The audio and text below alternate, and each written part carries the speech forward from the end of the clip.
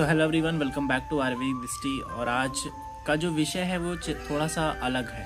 ये कोई आयुर्वेदा का विषय नहीं है, ये मेरे मन की बातें हैं, एक कविताओं के द्वारा आपके समक्ष रखूँगा। एक भूमिका भी है कि जो इस राष्ट्र के निर्माता हैं, हमारे देश के युवा, उनके साथ क्या हो रहा है।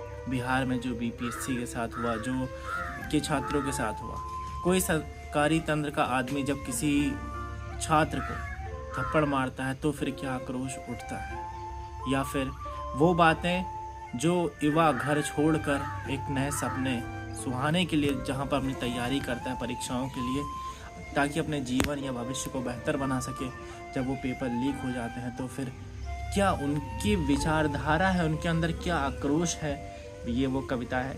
देखिए, मैं कोई ऐसा नहीं कोई कविता का बहुत बड़ा ज्ञानी हूँ या मुझे छंदों का बहुत ज्ञान है, पर अगर आपको लगे कि ये भाव आपसे मिलते जुलते हैं तो इस वीडियो को ज़रूर शेयर करिएगा, इस वीडियो को लाइक करिएगा और अपने घर पे भी ये वीडियो शेयर करिएगा, क्योंकि पता चलना चाहिए कि अगर उन्होंने आपको भेजा है बाहर तो कुछ उम्मीदें आपकी भी हैं और आप उनके लिए काम कर रहे हैं। पर जो सरकारी तंत्र है वो क्या कर रहा है आप लोगों के साथ, वो समझिएगा। तो इस कविता का जो शीर्षक है वो है संवाद। शुरू करते हैं संवाद। तो शुरू करते हैं संवाद आपसे और हमसे कि है युवा इस देश की प्रगति का मार्ग, कब तक तुम उसको रोकोगे। कि है युवा इस देश की प्रगति का मार्ग, कब तक तुम उसको रोकोगे। गूंगे बहरे बनकर कब तक तुम उसको अंधकार की ओर ढकेलोगे। शंखनाद प्रलय का होगा कि सुनना, कि शंखनाद प्रलय का गूंजेगा, तुम भी समझ ना पाओगे। और इस समुंदर के दरिया में तुम भी बस मात्र पानी बनकर रह जाओगे, मात्र पानी बनकर रह जाओगे। और क्या है, देखिए, कविताएं जो होती है वो माध्यम होती हैं, एक राजनीतिक दर्पण होती हैं। तो क्या है, कविताओं का साथ है छूटा, वचनों का है मान है टूटा।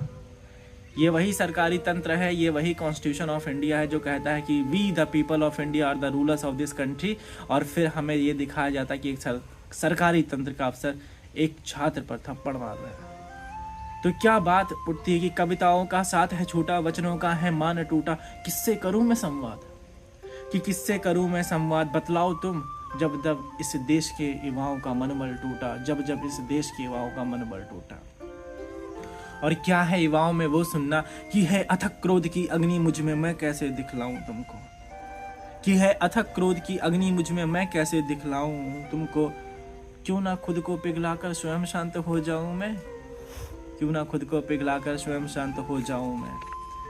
और सुनिएगा कि जो हमारे देश का युवा है, देखिए, हमारे देश की युवा की एक सबसे बेहतर बात है कि वो संघर्षशील है, वो कभी हार नहीं मानता। और क्या कहता है कि अपने जीवन के संघर्षों से हार कभी नहीं माना मैंने, कि अपने जीवन के संघर्षों से हार कभी नहीं माना मैं। हार गया इन राजनीति के षड्यंत्रों से, जिसने मुझे कालकूट में डाला है, कालकूट में डाला है। और सुनना है अत्यंत वितंडा की बात, है अत्यंत वितंडा की बात, कैसे बतलाऊं तुमको। है अत्यंत वितंडा की बात, कैसे बतलाऊं तुमको। जिसको चुना अपना नेता, आज वो हमें जूते से अपना हमारा दर्पण दिखलाते हैं, मानो आज वो फिर से हमें हमारी औकात दिखलाते हैं। और ये शंखनाद जो है, ये राजनेताओं के लिए भी या उन लोगों के लिए भी जो पेपर लीक जैसे, या युवाओं को एक सही मार्गदर्शन ना देकर उनको विचलित करते हैं उनके मार्ग से, ये उनके लिए भी है।